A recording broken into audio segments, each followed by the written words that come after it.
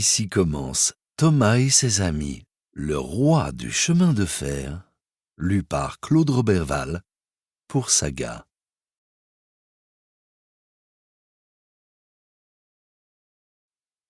Il y a très longtemps, bien avant l'apparition des premiers chemins de fer, les rois régnaient sur Chicalor. Le plus grand de tous s'appelait Godred et se reconnaissait à sa belle couronne dorée. Avec l'aide de son armée de chevaliers, il protégeait l'île contre les envahisseurs.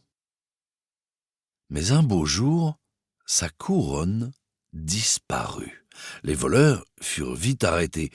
Hélas, ils refusèrent de révéler la cachette de leur butin, et personne ne revit plus jamais la couronne dorée.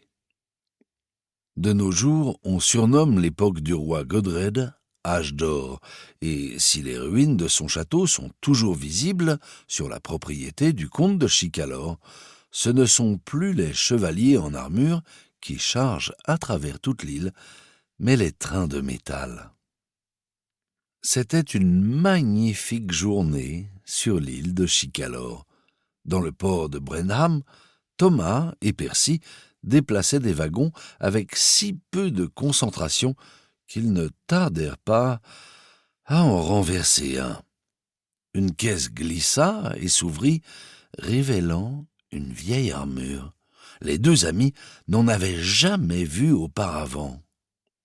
« Gare à vous, si vous l'avez abîmée !»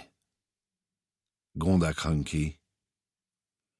Deux cheminots vérifièrent. Heureusement, l'armure était indemne.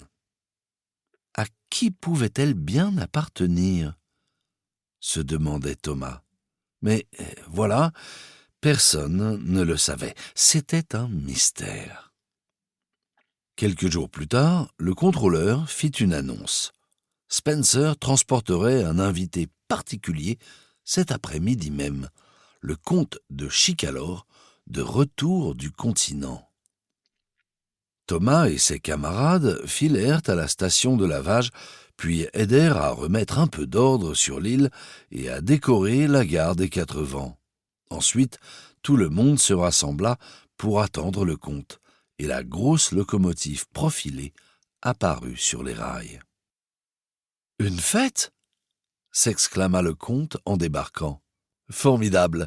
Continuez, je ne voulais pas vous interrompre. » Et il remonta dans sa voiture sans laisser à M. Hatt l'occasion de lui expliquer que la célébration était donnée en son honneur.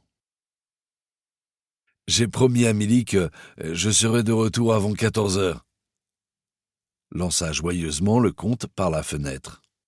« Amusez-vous bien. » Il les salua et le train s'éloigna. Mince alors, tout le monde était très déçu. Et qui, donc, était Milly ? Le lendemain matin, le contrôleur envoya Thomas au château des Elfes pour une livraison spéciale. Il y fit la rencontre de la mystérieuse Milly qui l'aida à décharger les caisses. Personne n'avait jamais vu la locomotive du château car elle était restée remisée pendant toute l'absence du maître des lieux.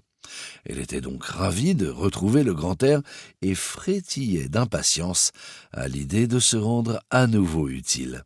Dans son excitation, elle bondit en avant et une caisse glissa de sa cargaison. La caisse s'ouvrit et l'armure tomba, encore une fois. « Oh non !» s'inquiéta Thomas. « Tout va bien, » le rassura le comte. « Cette armure a beau être vieille et très précieuse, elle est aussi incroyablement résistante. » Thomas et Milly poussèrent un soupir de soulagement.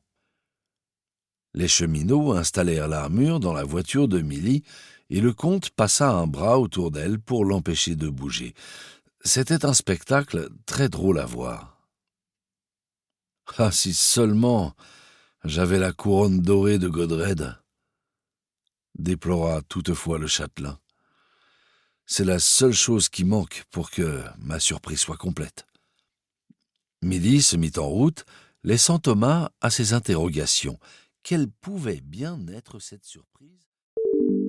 Nous espérons que vous avez apprécié cet aperçu. Pour continuer à écouter ce livre audio sur Google Play Livres, utilisez le lien dans la description de la vidéo.